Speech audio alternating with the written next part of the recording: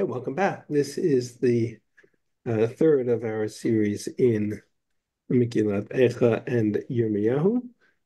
Next week, theoretically, would be time for a fourth shir, but I will be in the Yirmiyahu Tanakh, occupied with this Tanakh study program, so I will not be able to give a shir here. For those who happen to be in Israel, if you'd like, Tuesday morning next week, I'm giving a shir in the Yirmiyahu. You're welcome to join us, but I will not be giving this year for Torah in Motion. Nonetheless, so we're going to hopefully wrap things up with this shir tonight. If at any, I'm in a completely different room, meaning space. So I'm working off my laptop, and I've got all kinds of gadgets set up. If at any point you lose audio, video sources, something, just flag me or do something, because my technology is sometimes unpredictable. All right, we ready to start? Okay, well, let's jump in. Share my source page.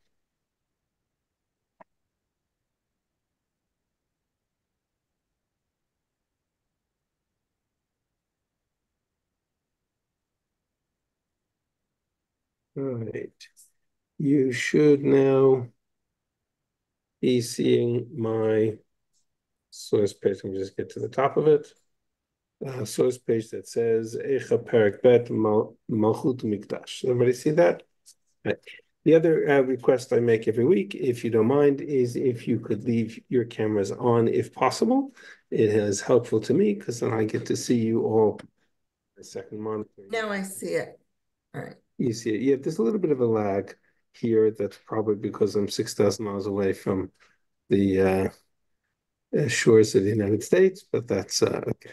No, So even that a electronics lag even sometimes. for the people in the state in Israel.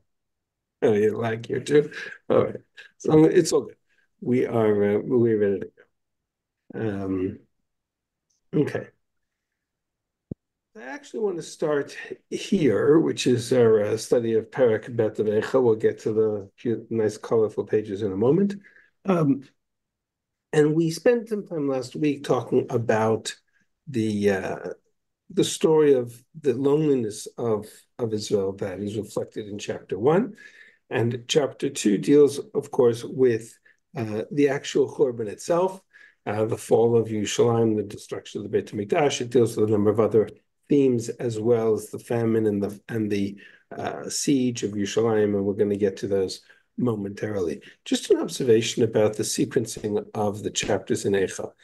It's not at all assumed that the chapters of Eichah were written in any kind of particular order or sequence. Meaning it's entirely possible that what we have as chapter 2 was written before chapter 1 or chapter 3 or etc.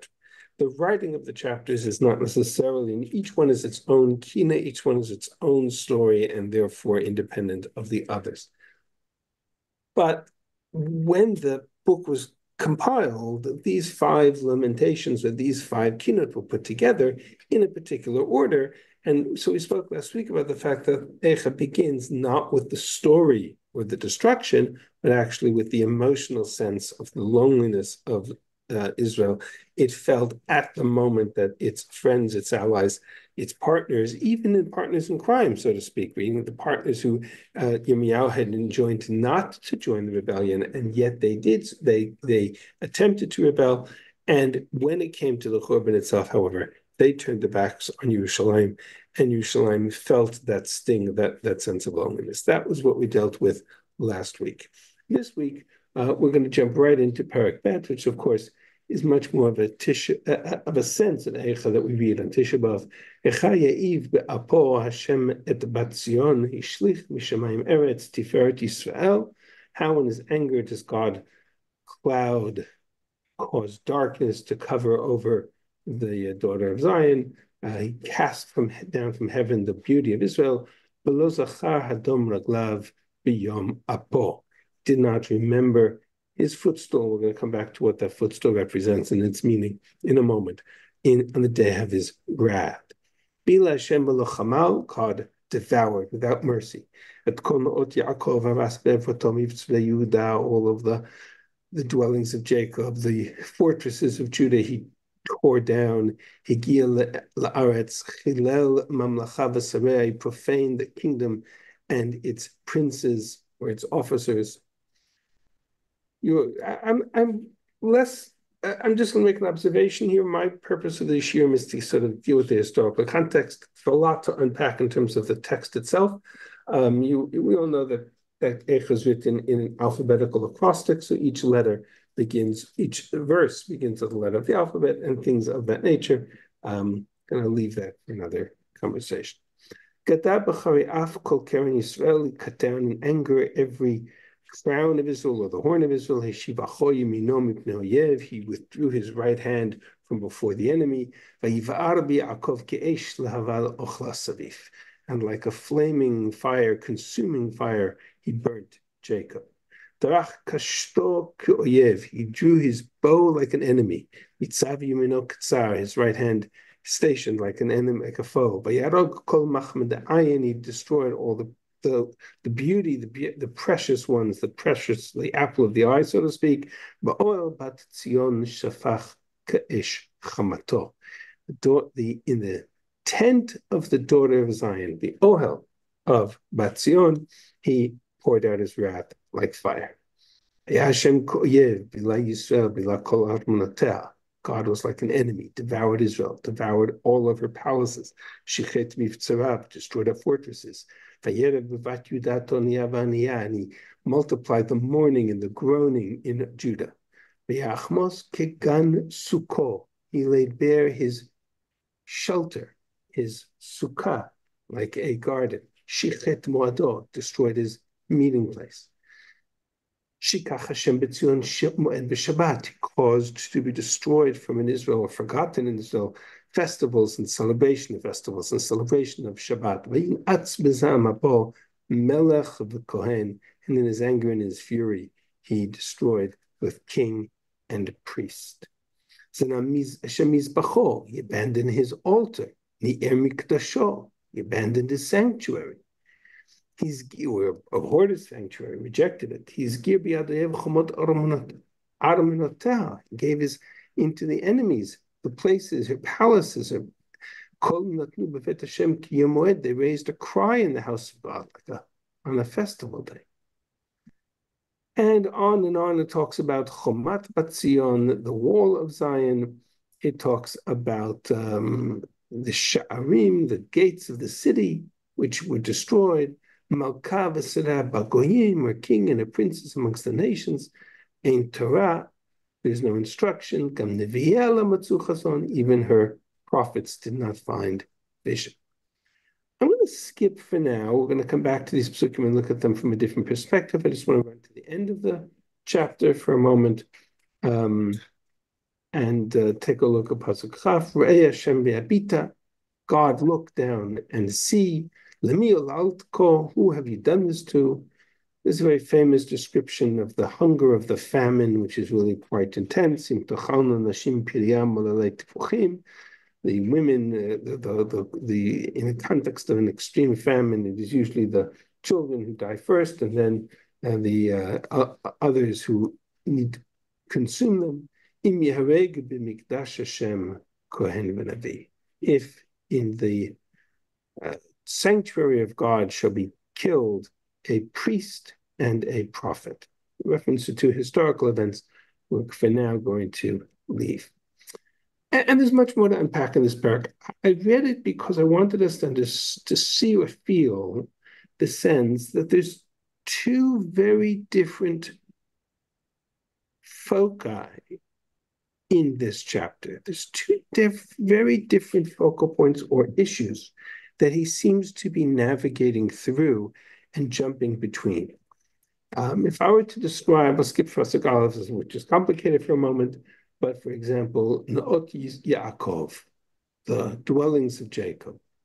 The dwellings of Jacob refers to the people of Yerushalayim, to the people of Israel, Miftzurei Bat Yehuda, the fortresses of Judah, Keren Yisrael, the crown of Israel, the horn of Israel, And in that fashion, he's dealing with the destruction that was clearly part of the siege of Yerushalayim and the hunger of Yerushalayim, which is described in that last verse, which we read before. That's certainly part of what he's describing. And on the other hand, he also describes the rejection of the Mizbeach in Pasuk Zayin. Zanach Hashem Mizbacho, Ni'eh Mikdasho. He's abandoned his altar, abhorred his sanctuary, referring to the Mikdash. Ve'achamos Kigan Sukkot, the Sukkah here, Sukkot David HaNafalet, is a reference to the Mikdash. Shikach Hashem B'Tzion Moed V'Shabbat. God caused the Moed, meaning the festivals and the offerings of the festivals in Shabbat, to be forgotten. Even from the very beginning, the opening verse, Eichah Iva Po Hashem et Batzion Ishlich Mishamayim Eretz Tiferet Yisrael V'lo Zachar Hadom Raglav B'Yom HaPo. Did not remember his footstool.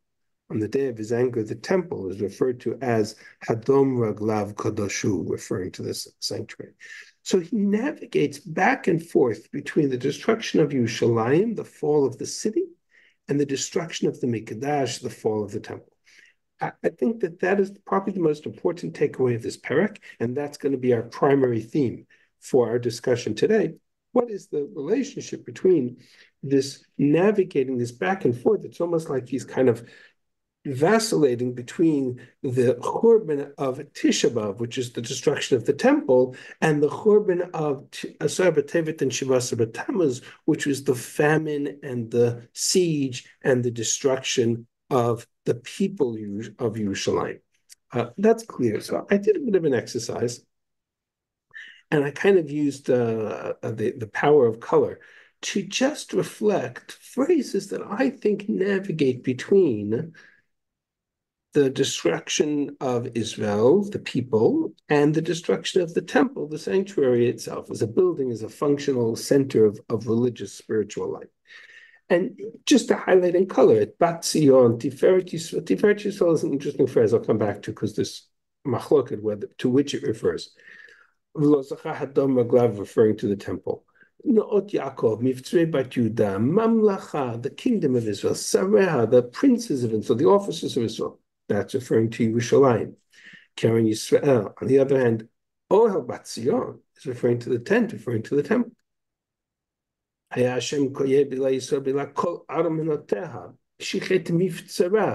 that reference to Mivtzarei Yehuda, the fortresses of Israel, the people, the palaces, the places where the people were seeking refuge. And on the other hand, Pasuk Vav and Zayin, Sukkot, Moado, Kohen, Mizbeach, Mikdash. These are references to the temple. I love that phrase itself kind of reflects that vacillation between the Malchus and the Mikdash, the Melech and the Kohen. Are we talking about the Chomot of Yerushalayim, or are we talking about the Beit HaMikdash? Is this parak focusing on Shivasa B'Tammuz, when the breach of the walls took place, or is it focusing on Tisha B'Av? And the answer is yes. And that's exactly my point. Chomat Batzion, the Evel Chel v'Choma, the moat and the walls, Sha'areh, Brichah, gates, the walls of the city, the locks of the gates, Malka v'Sareh, its kings and its officers, its Nevi'im, its prophets. And yet, Im Yareg b'Mikdash Hashem, Kohen v'Navi, the notion, the story of the killing of the Kohen and the killing of the Navi that took place by Misha, by Jen, there's a whole discussion of what it's referring to, but that is referring to the Mikdash. And so you have this back and forth between the Mikdash and Yerushalayim, the Melech and the Mikdash, Shivasa B'Tammuz themes and Tisha B'Av themes that is reflected in this chapter. And really that link is what I wanted to focus on today, both in terms of its historical context, what it means for the Mikdash itself, why is there that connection? And we're going to kind of journey through Tanakh for that. And then, of course, our goal is to come back to Yirmiyahu and ask the question, to what is Yirmiyahu referring to in this juxtaposition of these two themes? As a kind of an opening observation. Tiferet Yisrael itself is an interesting phrase, and it's an example of exactly this vacillating theme. It's in the first verse.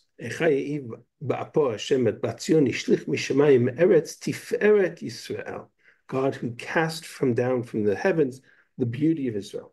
Tiferet Yisrael. Batzion is certainly referring to Israel, and Hadom Baglav is certainly referring to the Mikdash, to which is the phrase Tiferet Yisrael referring. And here you can see the issue that the Mefarshim struggle with. On the one hand, some of the Mefarshim, Rabbi Yosef Kara, for example, says Yishlich Mishamayim Eretz Tiferet Yisrael is a synonym for Miftzrei Bat Yehuda and Ot Yaakov, Mamlacha B'Sareh, all of the references to the Israel side of the equation that are discussed in the later verses. They are called Tiferet Yisrael, the glory, the beauty, the splendor of Israel. On the other hand, take a look at pasuk in Tehillim, Perak Ayin Chet, which refers to the destruction of Shiloh. This parak is amongst many themes. In this parak is a description of the fall of Shiloh, which is referenced in the story in Sefer Shmuel, and the ark of the Mishkan being taken captive by the Plishtim and taken down to Eretz Plishtim. Familiar with the story. There the pasuk says, "Vayiten l'shavi uzo," his strength went into captivity, v'tifarto b'yatsa, and his splendor is in the hands of the adversary. Both of those words, uzo and tifato, referring to the ark, referring to the Aron. So in that context, Tiferet Yisrael could be referring to the, as the Radak says, referring to the Aron. And the Radak quotes another verse, Kiboni Oz Hakel v'tifarto, Ata v'Aron uzecha, right? Also, the notion of God's strength. So similarly, you find in Medrash Lekach Tov, Tiferet Yisrael, the Bet HaMikdash. So on the other hand, right, is it blue or is it red? Right? Is it referring to Israel? Or is it in my little chart? Is it referring to the Mikdash? And the Mepharshim is split precisely because this is this vacillation back and forth between these two anchors of the destruction. What are we commemorating when we read Eichah on Tisha B'Av? Are we describing the hunger, the famine, the destruction of the people of Israel? Are we describing the destruction of the walls of Yerushalayim after the siege? Or are we describing the destruction of the Beit HaMikdash? And ironically, and whenever I in my own community, when I talk about, on Tisha B'Av itself, I always highlight this point. We think we're talking about the Beit HaMikdash, but in the context of Eichah, we're talking about much more than the Beit HaMikdash. We're talking about Yerushalayim and Yehuda and the people, and it's very important to put that in perspective. What that means for us, we'll see in a few moments. The phrase Hadom Raglav, the footstool of God, also referred to in that first verse, right? That first pasuk that talks about Tishlich Mishamayim Aretz, God who cast down from the heavens the splendor of Israel and did not remember Hadom Raglav, this footstool of God in the day of his anger. What does that footstool represent or refer to? So that's a phrase that appears in a number of places in Tanakh, and it's just fascinating to see what it means. For example, I'm going to come back to Yeshayahu in a moment. Take a look in Tehillim Tzadik Tet. We say this every Friday night. Hashem Malach Gir Gezu Amin, God is king over nations tremble over the world. Yoshev Kruvim, God who dwells, whose throne is enthroned in the Kruvim. Hashem B'Tzion Gadol, V'Ramo Kol Amim, God is great in Zion, exalted among the peoples. Right? So describing Malchut Hashem, describing God's throne in the Kodesh HaKadoshim. Oz Melech Mishpat Ahev, the strength of the king who loves justice. And then in Pasuk Hey, Romamu Hashem Elokeinu, exalt Hashem, O God, Ishtachavu lahadom raglav kadoshu, and bow down to his footstool, referring on the one hand to the world, God, right? Which that's what Yeshayahu describes. Haaretz Hashemayim kisi v'haaretz hadom raglai. Heavens is my throne, and the earth is my footstool. But in that context of Yeshayahu, it's kind of a negative rejection of the temple. temple are you going to build for me? The entire world, the heavens and earth are my throne and my footstool. Why should I be contained in a bite? That's part of the Puranut. It's part of the destruction. It's part of the threat of the destruction. But in its glory, in its role, the context of the Mikdash was in fact to be the throne of God and therefore to be the footstool of God at Makom Kisi, vet Makom Kapot Vaglai Asher Eshkon Sham Betoch Bnei Yisrael Le'olam. The place of my throne, the place of my footstool, I will dwell there amidst the people of Israel for eternity. Okay, so that's one thing he needs, and the other thing he brought. So the notion of the kapot ragla of Adom Ragla is the footstool of God is also part of this notion of the Malchus or the notion of the Mikdash itself. So it comes back to the question with which we began, and that's really the focus of our discussion today, which is, on the one hand, you're talking about the Beit HaMikdash, you're talking about Tisha B'Av, you're talking about the destruction of the Beit HaMikdash, and yet he seems to focus on Israel, its strongholds, its Melech, its Kohen, its Navi, its Sarim, all of the trappings of nationhood, if you will, in the context of its description of the Beit HaMikdash. And so what I wanted to explore is the relationship between these two ideas. What is the connection between the institution of the Mikdash on the one hand, and the institution of, I'm going to use a particular term, and we'll see why, and the institution of Malchut Yisrael, the kingship of Israel. If you look at the kingship, the sovereignty in the broader sense of the Jewish people, what is the connection between the Mikdash on the one hand and the Malchut on the other? Or, to put it into the symbols of our experience, Shivasa B'Tammuz, commemorating the fall of the walls of Yerushalayim, and therefore the people of Yerushalayim, and Tisha B'Av, the destruction of the temple itself. So to understand this relationship, we're going to add a third element, as is often the case, that usually sort of connection between two disparate points or contexts requires a third to link them together. And in this context, I'm going to start with the notion of Malchus or kingship. There's a very famous Gemara in Sanhedrin that talks about 3 mitzvot that Israel was commanded when they, and by way of just an aside, I'm going to be doing a lot of talking today, probably not a lot of time for questions because there's a lot to cover, and I want to make sure we get it in within the time frame that we have. So forgive me, I'll try to leave time at the end for questions. The Gemara in Sanhedrin talks about 3 mitzvot that we were commanded to do when we entered into the land of Israel: to establish a monarchy, sovereignty, lamid lamelech, to destroy Amalek, essentially to bring peace to the land of Israel and destroy our enemies, and to build the Beit HaMikdash, not Beit HaBechirah. And fascinatingly, the Gemara says, I don't know which came first. Do we build the temple first? Do we build Malchut, the Melech? Do we appoint a king first? What do we do first? And he quotes a verse by Amalek, Yad al Keska, Milchama Hashem Amalek. There's the hand of God is at war with Amalek. That verse, says the Gemara, proves that we have to appoint a king first. Lahamid lahem melech tchila. How does the description of God's throne connect to the establishment of a kingship? As it says the Gemara, Vayeshev Shlomo al kiseh Hashem lemelech. Shlomo sat on God's throne. What does that mean? Fascinating. That's a verse in Divrei Hayamim.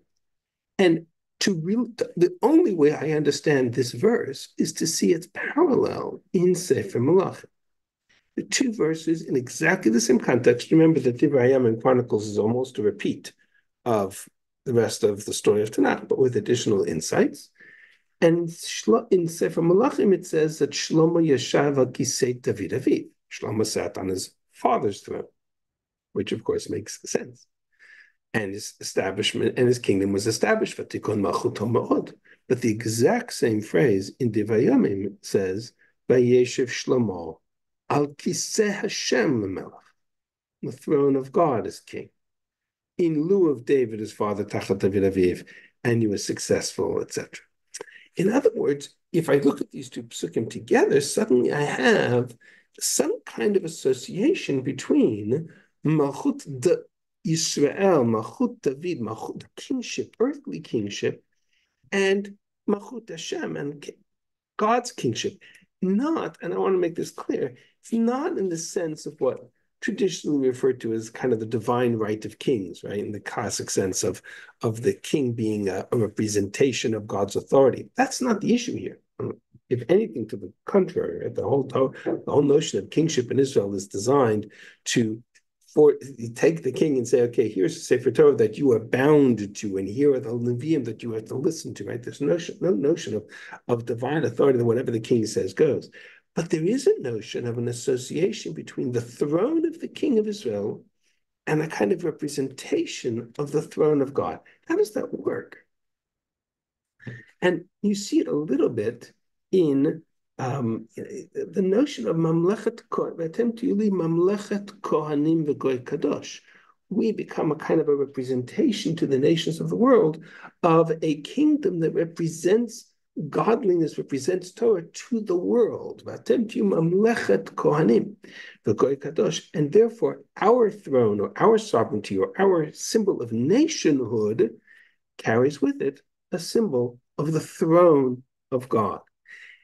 And where is that throne? Right? Shlomo HaMelech is known for building the Beit HaMikdash. Where is the throne of God situated or symbolized?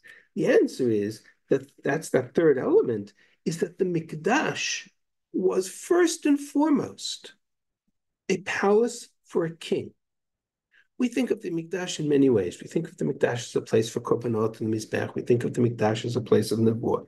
But in its structure, from the Mishkan to the Mikdash, that which defines the structure of the Mikdash is that it is a palace for a king, and it has a throne. That throne is the Aron, upon which sit the Kruvim. The Kruvim, the Merkavah, the chariots, that's God's throne.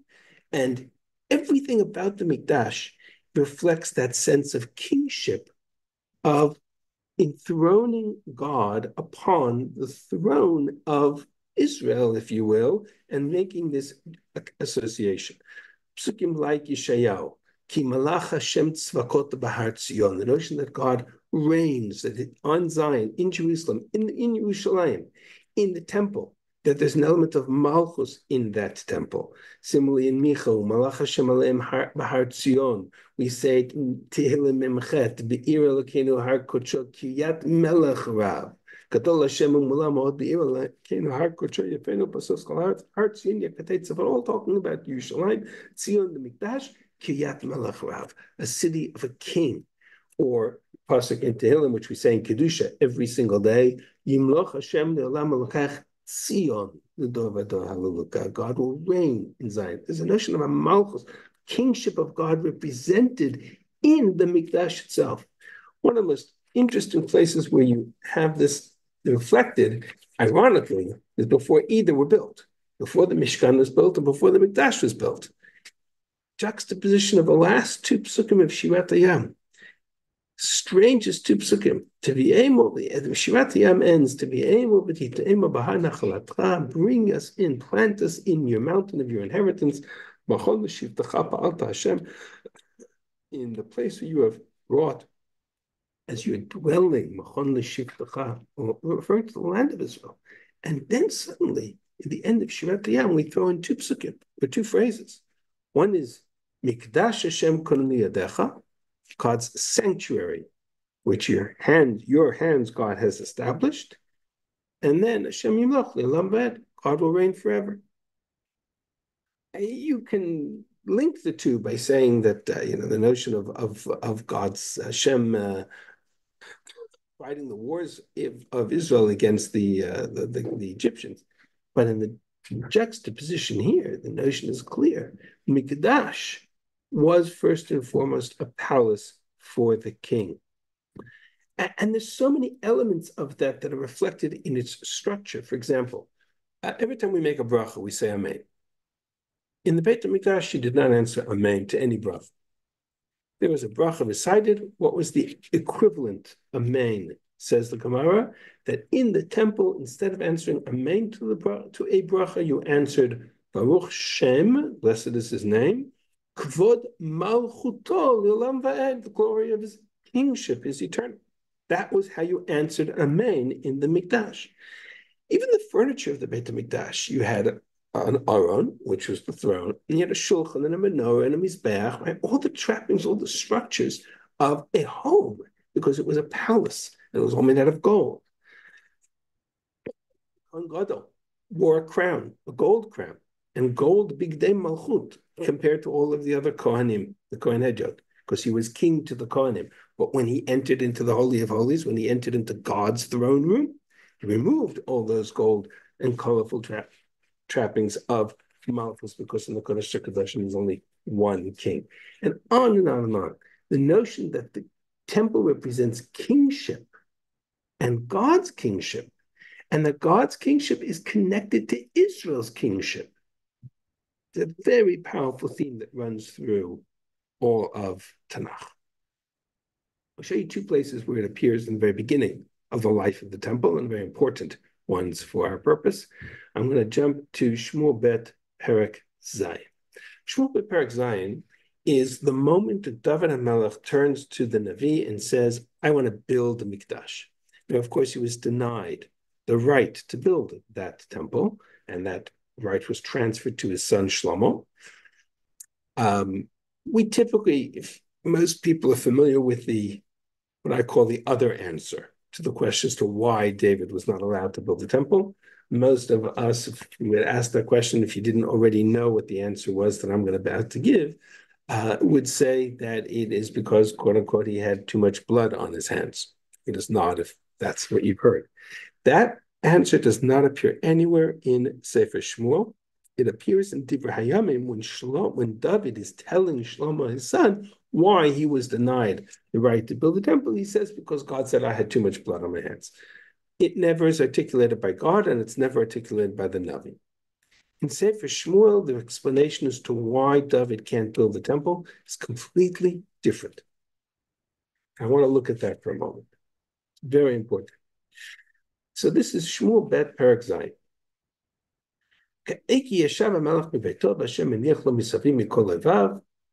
David was in his throne. He had a palace in Yerushalayim. God had given him respite from all his enemies. If you remember the two requirements of the Gemara to build the temple, one was a king and the other was Amalek. And it was Dafka David who had destroyed Amalek. So the king turns to Natan and he says, I'm in a palace. The Aron, God's temple, if you will, is sitting in a tent. He wants to build a temple. I skipped a verse because there's a very complex piece of the story here chronologically, which is Natan initially says to David, good, and then God comes to him and he says, no. That piece of it is not relevant to us. It's relevant to a study of Sefer Shmuel. So for now, I'm going to skip it. That night, God comes to Natan and he says to him, go and speak to David and say, so this is God's answer to David in Sefer Shmuel. Ha'ata tivne li bayit l'shifti. Shall you build me a house to dwell in? I haven't dwelt in a house from the day that I left Egypt until today. I've been in a tent, in tent or tabernacle. In every place that Bnei Israel went, I never asked any of the leaders of any of the tribes of Israel, whoever the Shoftim were, I never asked them to build me a temple. And now you want to build me a temple. Okay, so let's see. This is what you'll say to David. I took you from the sheep pen, from a shepherd amongst the sheep, to be the shepherd over my people Israel. I will be with you in everything that you do. I will destroy your enemies. I will make your name great. This Santim Makom Lami Israel, I will establish this place for my people Israel. I will plant them here. Bishachan Tachtav, they will dwell therein, and they won't be anger me anymore. The wicked will not afflict them anymore. From the day that I commanded to lead Shoftim over Israel, and I gave you respite from all your enemies. I tell you, says God to David, Yigid lecha Hashem, ki bayit yaseh lecha Hashem. It's not you who are going to build me a house. I am going to build you a house. I am going to build you a house. When your days are filled and you will die, and you will lie with your fathers. I will give the seed that come after you. He will sit on your throne. I will establish his kingship. He will build a house for my name. I will establish his throne for eternity. I will be his father, he will make a son to me. And if he sins and if he goes astray, I will punish him. But I will not take away my love and my kindness and my covenant with him as I did with Shaul. And therefore, Ne'eman beitcha u'mamlachtecha ad olam lefanecha, your kingdom, your household, your bayit will be established. Your throne, kisacha yenachon ad olam, will be established for eternity. Did God answer David's question? David wants to build a temple. What was God's answer? No, I have to build you a house. I have to build you a kingship. I have to build you an heir to your throne. What's the relevance? And the answer is very clear if we understand this link. The Bayit, the Beit HaMikdash, is a palace for the King of Kings, the Melech Malchei Malachim. But it must be built only after we've established an earthly king, a Malchut Yisrael. The Mikdash by itself is a place of spiritual worship, of prayer, and of a korbanot, etc.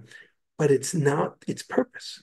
Its purpose is to connect the kingship of God with the kingship of Israel. V'atem tiyu li mamlechet kohanim v'goy kadosh. And so God says to David, you don't have an heir to the throne. Shaul was a king, but he didn't have an heir to the throne. He didn't have his son sit on his throne, and therefore his kingdom was removed. Technically, he was demoted to a shafet. David, for you to be a king, you have to have a dynasty. You have to have a bayit. A bayit in the context of a king is a dynasty. You have to have a second generation king sit on your throne. That's the reason he was denied to build the Beit HaMikdash. Because until he has an heir sit on his throne, he's not a shafet. He's not a melech, he's a shafet. The only difference between them is the dynasty. So instead of building me a bayit, says God, I'm going to build you a bayit. And that bayit is represented by whoever sits on the throne. In this case, it was Shlomo. It's fascinating. But you can't build a temple without first establishing Malchut Yisrael, and for that you need 2 generations. And it links the two permanently, inexorably.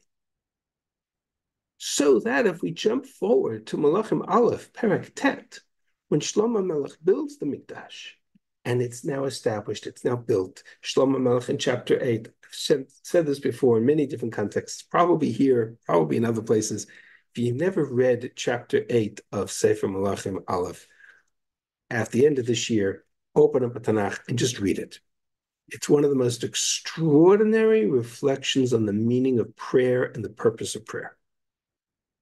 Shlomo Melech, who dedicates to the Beit HaMikdash, he builds the Beit HaMikdash. In his opening dedication of the Mikdash, devotes an entire chapter, one of the longest chapters in Tanakh, to a description of the role of the Mikdash as the central conduit of the prayers of Israel.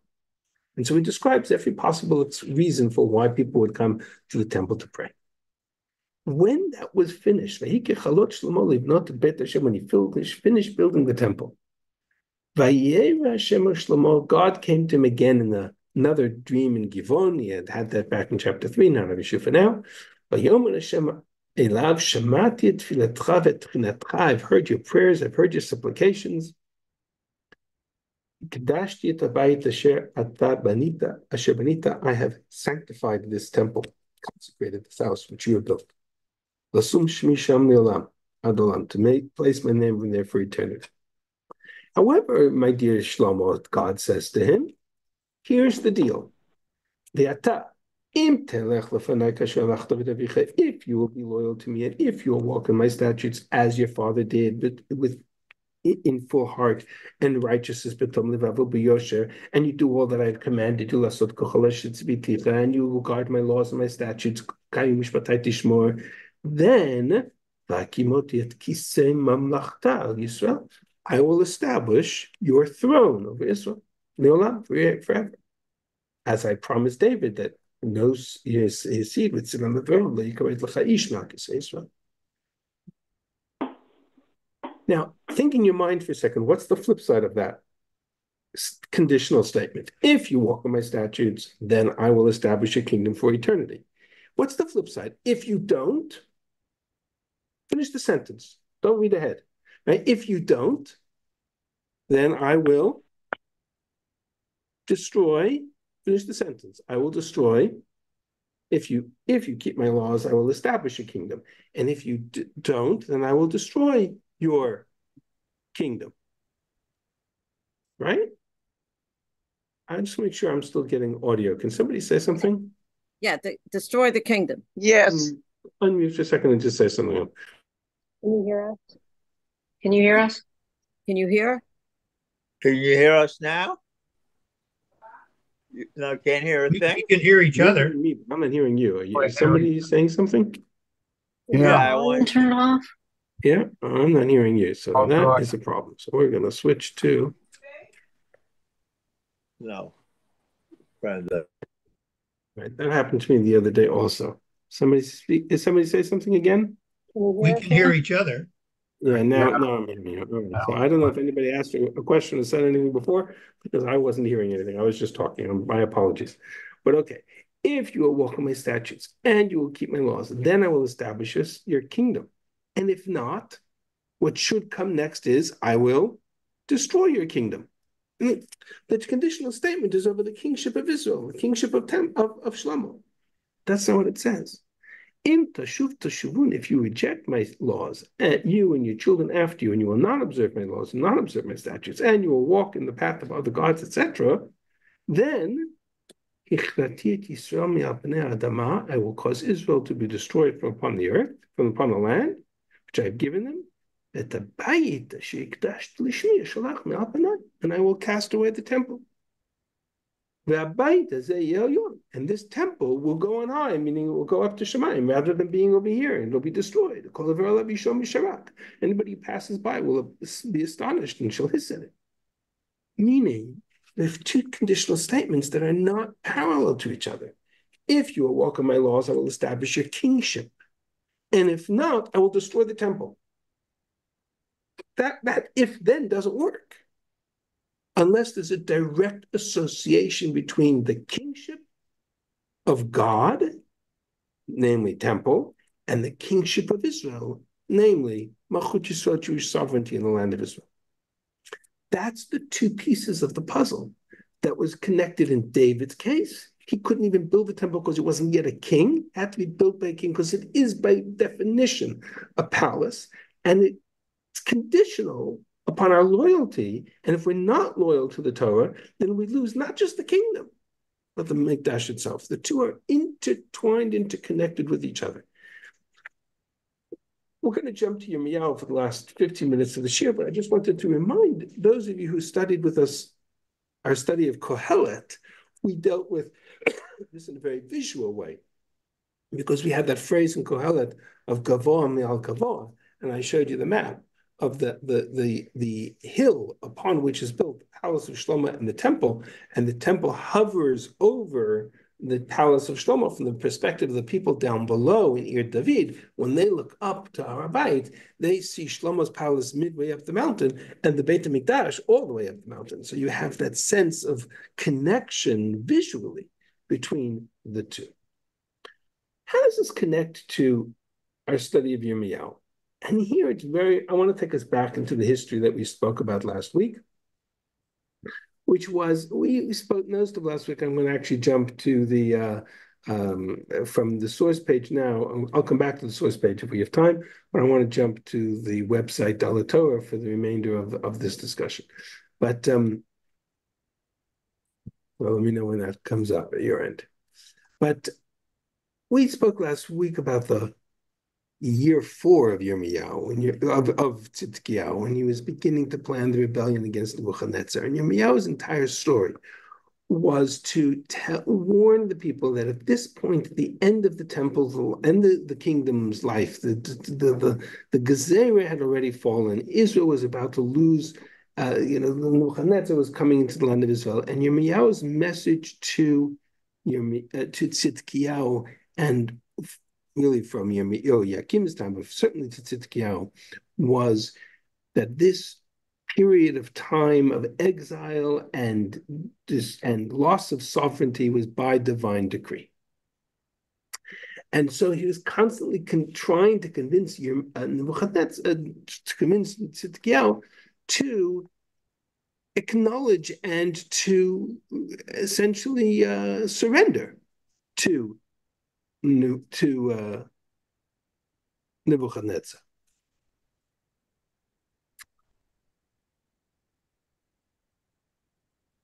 I'm not going to have time to do the whole thing, so let me just jump to the core of the issue. There's a verse in the end of Eichah. You can read these sections. This is sort of the last year and a half of Tzidkiyahu's life. There's a verse in Eichah, which is a very strange verse. It's in Parak Dalet, actually. It's not on our parak, but it's nonetheless, it's one of the most central centerpieces of the discussion about Eichah. And the verse reads as follows: Ruach Hapeinu, Mashiach Hashem. Ruach Hapeinu, the breath of our nostrils, the symbol of our glory, Mashiach Hashem, the anointed of God. Nilkad b'shkitotam, was captured in their traps. Asher Amarnu, this Mashiach Hashem, this anointed of God, is the one of whom we said, B'tzilo nichye b'goyim. In his shadow, we will be able to live amongst the nations. Who is this Mashiach Hashem referring to? So, of course, Rashi, we're familiar with Rashi, it says it's referring to Yoshiyahu and Yirmiyahu's lament of Yoshiyahu. And many of them, of course, struggle with exactly that point, is that at no point was Yoshiyahu captured by the nations. And no point did we ever say that under his shadow we would live amongst the nations in exile. The context of this verse doesn't fit Yoshiyahu, but it does fit Tzidkiyahu. Tzidkiyahu, Yirmiyahu thought the world of Tzidkiyahu in his initial years. Yirmiyahu says in Parak Gimel, I will establish for David tzemach tzaddik, a righteous branch. Umalach melech v'yiskil, he will reign and he will do wisely, v'asa mishpat, and he will execute justice, tzedakah, and righteousness part. In his day, Israel shall be saved, Judah shall be saved, Israel shall grow in security. God is our righteousness. He thought the world of Tzidkiyahu.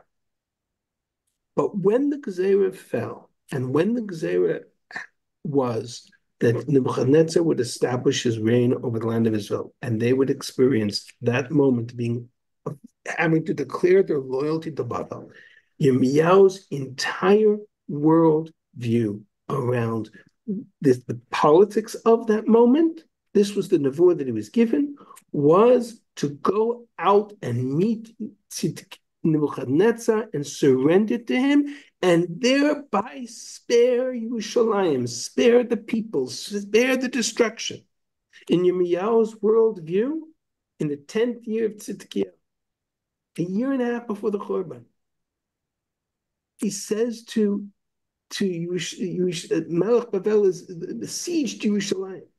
And Yirmiyahu was in the dungeons in the jail, the Chatzar Matara. And he said to Tzidkiyahu, he said, "You will not escape. Tzidkiyahu melech Yudah lo yimaled miat kastim. He will be given over to the hands of Bavel, to the Nebuchadnezzar. Ubavel yolichet Tzidkiyahu v'sham yeh ad yom ad kptioto. But Tzidkiyahu, you will go to exile and you will be there until I redeem you."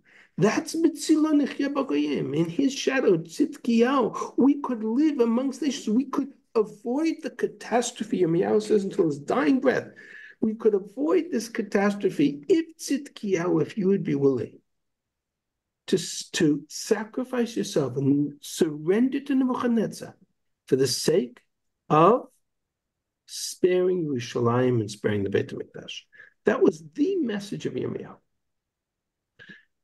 What changed? At what point do we go from the message of Yirmiyahu that there is still hope, there is still hope for the people, if Nebuchadnezzar, if Tzidkiyahu will surrender to Nebuchadnezzar, we can save the temple. And everything about Yirmiyahu was focused on that message. And at what point does it change to the destruction is now a foregone conclusion, and we're on a one-way street to Tisha B'Av? That's my question. And how it links back to our discussion of the relationship between Malchus and Mikdash, we'll see in a moment. And so to understand this, I want to read the last chapter of the story of Tzidkiyahu. Yirmiyahu Lamed Chet and the beginning of Lamed Tet. Reishma, this is after the Yirmiyahu had been tried for treason, and Yirmiyahu had been sentenced to be thrown into this pit, which was full of mud. He was sinking, there was no food, he was going to starve. They're basically going to starve him to death. Shvatya ben Matanuk ben Yashkur, Yuchal ben Shlemyahu, Fashkur ben Malkiah, these are all the officers of the king, heard that what Yirmiyahu was saying, that Yirmiyahu was telling everybody to surrender. If you stay here, you will die of hunger. But if you go out and surrender to the Babylonians, you will live. Right? That's his message. Because God has given his hands over to Bavel. So they took Yirmiyahu and they sentenced him to death. But they don't want to be the ones to kill him. And so what do they do with him? They put him into this pit in the Chatzar Matara. Tzidkiyahu says to them, do whatever you want with him. They put him into this pit. They let him down with ropes. There's no way out. There's no water, but there's just tar. Yirmiyahu is literally sinking. There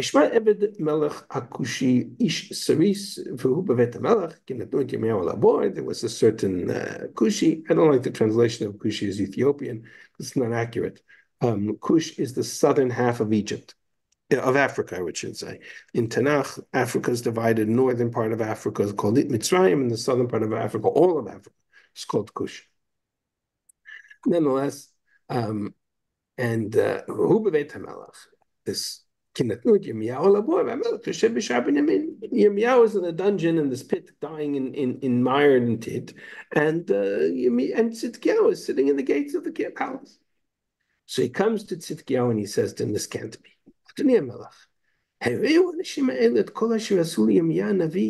These men have done terrible evil to Yirmiyahu. They threw him into this pit. But he's going to die there. Out of hunger. There's no food in the city left. They're under siege. Fine. Go take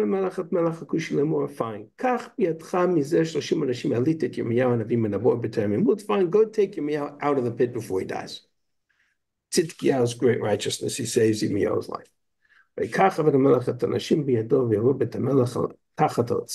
So this Eved Melech comes And he takes him out, takes 30 people, and he goes, and with ropes, they bring Yirmiyahu out of the pit. And then Ebed Melech says to Yirmiyahu, he takes the ropes, put them under his arms, and then brings him up. And now he's in the court, in the courtyard. Ishlach Melech Tzidkiyahu. Now Tzidkiyahu goes and he sends for him. Eikach et Yirmiyahu Levi Elavan, Mavo Shishiyah Shebevet Hashem. Vayomer HaMelech Yirmiyahu. Now they have a face-to-face conversation. It's the first face-to-face conversation they've had in years. And he says to him, I'm going to ask you something. Don't hide anything from me. I'll tell you whatever you want to know. But if I tell you what you want to know, will you kill me? So Tzidkiyahu takes an oath. He takes an oath saying, I will not harm you. I will not harm you. And nor will I hand you back to those people who are seeking your death. Okay, great Tzaddik Tzidkiyahu, he won't kill Yirmiyahu. That's good to know. Notice, he takes this oath, but he makes it a seta, in secret. Nobody should know that Tzidkiyahu spared Yirmiyahu's life. God forbid the officer should find out that the king has done something kingly for a change. But Yirmiyahu Tzidkiyahu. So this is what Yirmiyahu says. Again, same message. If you go out and surrender to Babel, you can spare your life. And you can spare the city. And you can spare the temple. We're a year before the Chum, we're post to Sarah B'Tevet. The siege is in the midst of the siege. Whereas if you don't go out to the king, to Nebuchadnezzar, this city will be given over to the Babylonians and the temple will be destroyed. Tzidkiyahu's response, Vayomer HaMelech Tzidkiyahu Yirmiyahu, Ani doeg et Yehudim shenaflu al hakazdim penitnu to be adam v'yitalalu bi. I'm afraid that they will blame me, and then they will hand me over to the Babylonians, and they will harm me. Says the king of Israel. They're not going to deliver you. You listen to God, and you listen to what I'm telling you, and you will live. You will live in exile. But if you don't, then everything's doomed. The kingship is doomed. The kingdom is the palace is doomed. The people are doomed, and the temple is doomed.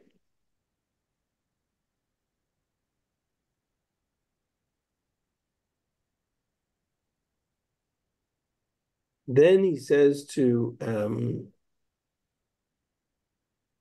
going to skip a little bit of this. Tzidkiyahu says to Yirmiyahu that nobody should know that I spoke with you. This conversation never happened. They left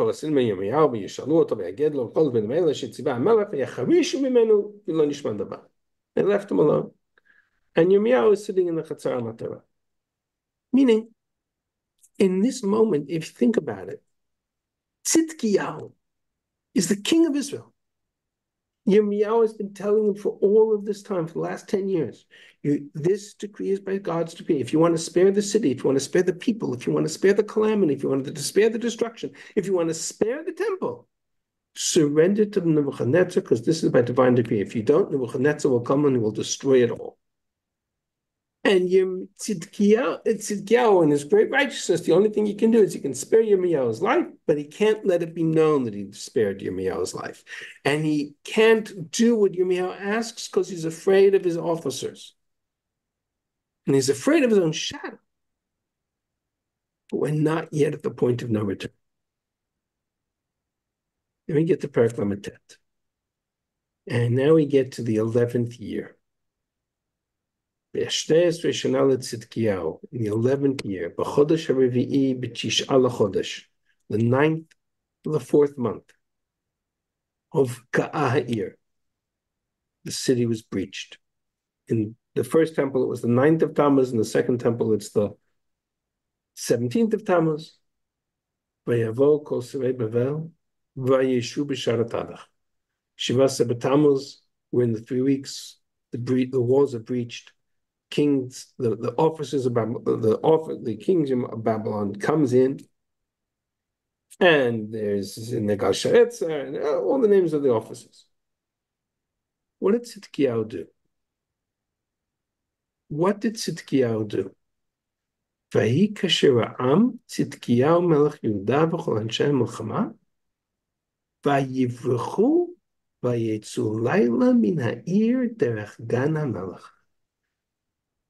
Tzidkiyahu ran through his escape tunnel that he had built ben hachomatayim, between the walls, and he ran towards the Arava, king of Israel. The moment the walls of Yerushalayim were breached, did the most unkingly thing a king of Israel could do. He ran for his life. And he turned his back on the temple, turned his back on the people, and he turned his back on everything it meant to be Melech Yisrael. So, no surprise, they chased after him, and they caught him, and they killed him. They blinded him, they took him to Babel, they blinded him, and they killed him. Meaning, everything Yirmiyahu had anticipated, the whole concept of Yirmiyahu's message was that Beit HaMikdash and Yerushalayim are connected to Malchut Yisrael. I'm telling you, says Yirmiyahu, at this point in time, Nebuchadnezzar is going to be the sovereign ruler of the region, but you can save the people if you listen to David run for his life under similar circumstances? Excuse me? King David, the founder of this whole enterprise, he ran for his life, leaving Yerushalayim and the Yaron behind. Very different circumstances. Very different circumstances. David didn't run for his life. David had abdicated the throne to Avshalom. Very different circumstances. He left the Aron in Yerushalayim because, as a symbol of the fact that he had abdicated and let Avshalom become king. It doesn't say that he abdicated. And he saw it as part of his punishment for the story of Bathsheba. Completely different circumstances. David had no intention of returning to Jerusalem. No guarantee he would ever return to Jerusalem. Take a look at the story. He says so. My impression is that it doesn't say anywhere that David abdicated. Oh, absolutely. What do you think he left the Pilagshim? What do you think he left his Pilagshim for in Yerushalayim? Because they belong to the kingship, not to the king. And he left the Aron there because it belongs to the kingship, not to the king. Pilagshim, yeah. It was a whole. What's the Hebrew word for abdicate? We can talk about that at different context, but there's no difference between. But the difference between David and Tzidkiyahu is night and day. They did the most kingly thing he could do, which is rather than create a civil war, because that's exactly right. He had all the opportunity to win the battle. There was no way in the world Avshalom was going to win a battle in Yerushalayim if David fought, but he didn't, because he didn't want to fight, didn't want the civil war. So he literally handed the keys to Yerushalayim over to Avshalom. Whereas Tzidkiyahu does the exact opposite. Tzidkiyahu abandons Yerushalayim. Tzidkiyahu doesn't leave the kingship in the hands of somebody else to fight the battle against Yerucham or surrender to Yerucham. Doesn't abdicate. He runs, and that's the symbol. That's the kind of the final blow that leads us from Shavasar Tammuz to Tisha B'av. So I want to come back to what I said at the very beginning.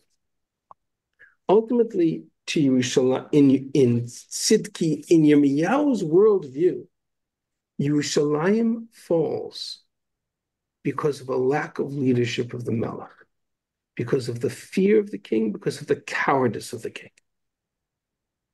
When Tzidkiyahu runs from Yerushalayim, escapes from Yerushalayim, and abandons the battle, just as we talked about last week in Parak Aleph, to Yirmiyahu, that was the final blow. And so when he describes the destruction of the temple in Parak Aleph, in Parak Bet of Eichah, he intertwines and interconnects the fall of the temple with the fall of the kingship, the Malchus. Miftzarei Yehuda v'Chea, Melech v'Kohen, Melech v'Navi. he intertwines the fall of the Melech and the Malchus with the fall of the temple, because in his mind, that was the message he was conveying all along. If you wanted to preserve the temple, you needed to preserve, right? You needed to preserve the Jewish people. The temple is no more than a symbol of Malchut Hashem that sits on top of Malchut Yisrael.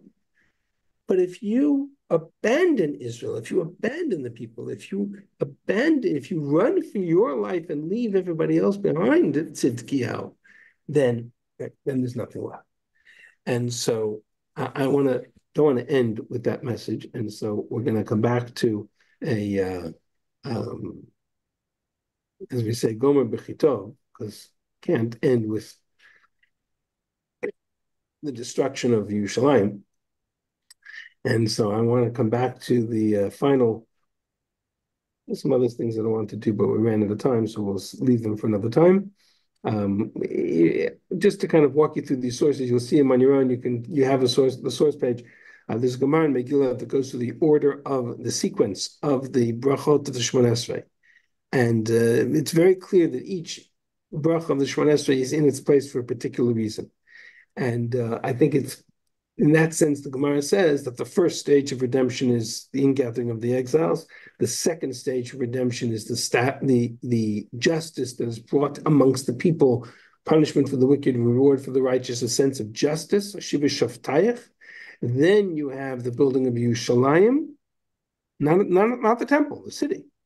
Because the city is a preparation, given Shenivnet Yerushalayim Bad David from Malchut David, and only then, after you establish Jewish sovereignty and the restoration of Jewish sovereignty, then you can talk about tefillah and avoda, then you can talk about the temple. So it's fascinating that the temple is the very last step of the process, but the establishment of Yerushalayim and Malchut Beit David comes first, and that's exactly the sequence of the brachot that we have in the Shemona Esrei. And those are interconnected. And our prayer really, I'm going to come back to the Yirmiyahu's description of what Tzidkiyahu's anticipation and hope was from the very beginning. A righteous leader, malach melech v'yiskil, king who would be righteous and successful, mishpat u'tzedakah. And Hashem, therefore, Yirmiyahu says, if we are able to reestablish that kind of sovereignty and that kind of leadership of Mishpat and Tzedek and Tzemach Tzadik, then Lo Yamru Od Chai Hashem Asher Lat Bnei Yisrael Me'eretz Mitzrayim Ki Im Chai Hashem Asher Elat Asher Yavi Et Zer Beit Yisrael Me'eretz Tzafon Mikol Ha'aratzot Asher Hidachtim Sham V'Yashvu Al Admatam. The longer we talk about just the Jews who came out of Egypt, but we will talk about the Jews who came out of the rest of the exile and returned to the land of Israel, Imir Hashem, in our day, speedily it should be. And with that, I will stop. And if anybody wants to spend a few more minutes asking questions, I'm happy to take, but we've officially finished this year at this moment. What parak did you describe Sila in a very powerful way? Sorry, which parak did I describe?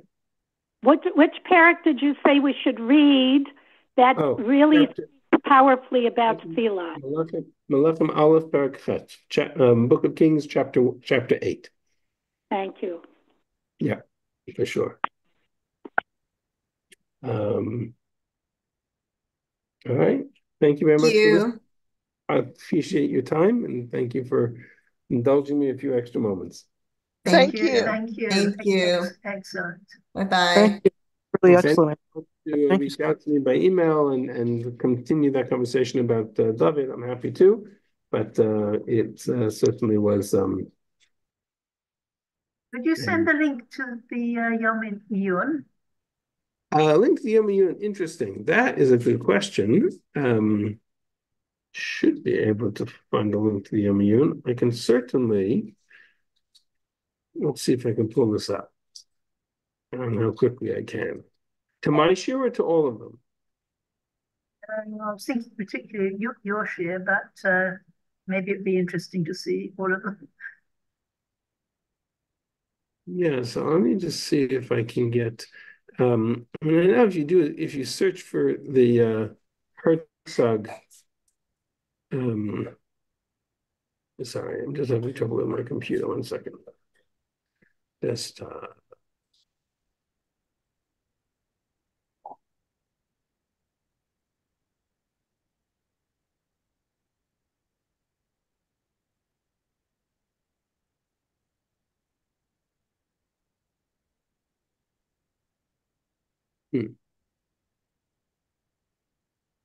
Okay. So here's the advertisement for my share. Let me just pull this up. I'll put this in the chat. Ah, I can't put this in the chat. Let's see if I can do this. It's not letting me put this in the chat. Okay, let's see if I can get the link. What organization? All right, maybe just give us the title of what it's, we can look it up ourselves. I would just look up Google Yirmiyahu Herzog and you'll find it. Someone sent it in the link or in the chat already. Oh, yeah, somebody put it there? Great. Yes, it's there What already. is it? What is? Oh, yeah, there it is. Okay. What? Read it because I'm on a phone. I do believe they are I mean, you might have to download the sources afterwards, but I do believe that they record these shiurim and post them afterwards. It should be available. So it's Herzog. It's an organization called Herzog. Herzog is the academic institution of Yeshivat Har Etzion for Tanakh study, and they run a 3-day Tanakh conference every summer. Yeah. And they have a website with a lot of shiurim online too. So most of them are in Hebrew. That one, they have a couple of that are in English, and each year, and my shir is in the English. So what is the website? Just say what the name of it is. Hertz, the website should be Herzog. .ac.il should be there should be the website. Again, say it again. I don't know, have I frozen? Right. I don't know if I have frozen. My picture's frozen. Can you still hear me? Yes, yes. Okay.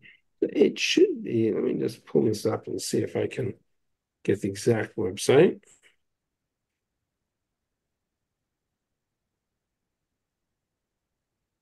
To register for the Tanakh conference, it's let's see, that's a complicated website. Let me see if I can do this simpler.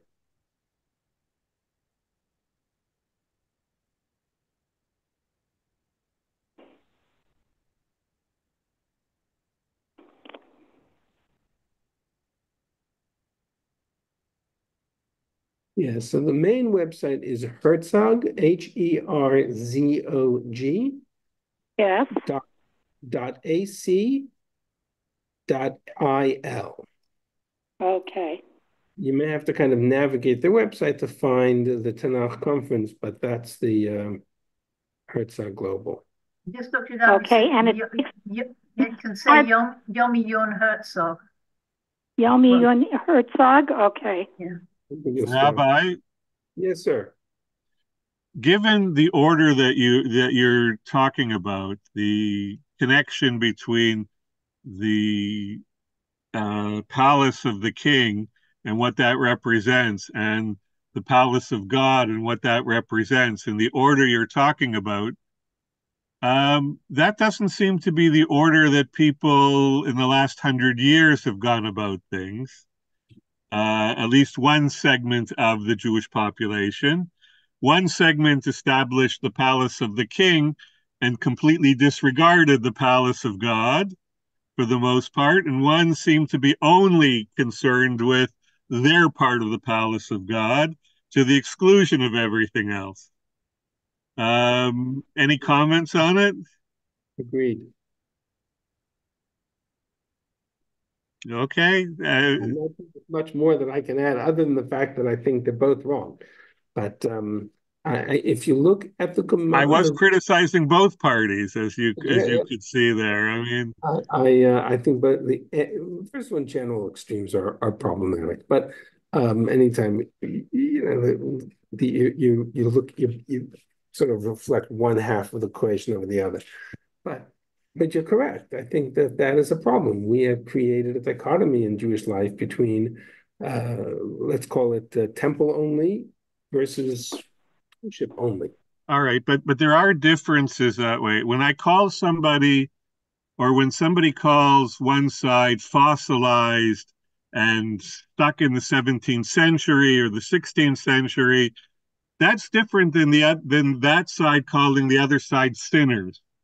They're not equivalent. They're not equivalent criticisms, and one leads to a different kind of behavior. In other words, in a democracy, you can overeat, you can undersleep, you can spend money on the wrong things. But you're not calling them sinners in the same way. So they're not equivalent things. Just like here, my gut tells me that by concentrating on the palace of God and not the palace of the kingship, you're trying to give up responsibility, or you don't want to be responsible for anything.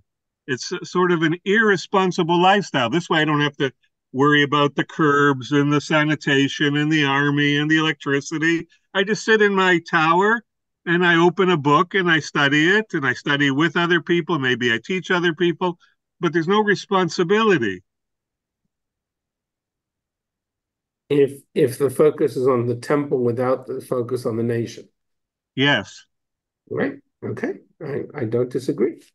Okay. All right. Then and if the focus is on the nation without any sense of spiritual anchor, it's also problematic. But and again, in a democracy, they still allow for it, and in Israel's case, they actually fund the other side. Well, so it's not quite the same thing. I'm not talking about contemporary politics, but in the world of Tanakh, the message of Tanakh is very clear that they are interconnected and intertwined. And you need to be responsible for building a nation and building a malchus and building a kingship and building an army. But at the same time, you need to build a temple and to connect the two. And so, but the sequencing, I think, is very important. That's the Gemara in Megillah that I alluded to. Didn't get a chance to go through it, but take a look at it very carefully. The sequencing is extraordinarily important. And it's the sequencing that we say in the Shemona Esrei every time we daven. Namely, we talk about building the nation and the land and this sense of righteousness and sovereignty and independence and kingship. And only in the very, very, very, very end we talk about Mikdash and Avoda, etc. So we're a long way off from that. If that was only our focus, then we would be, I think it would distort the balance.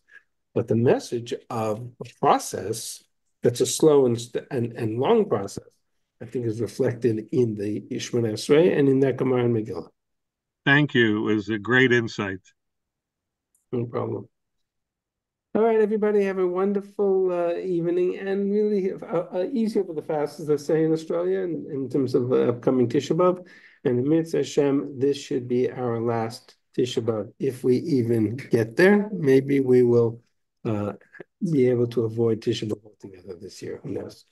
Have a wonderful evening.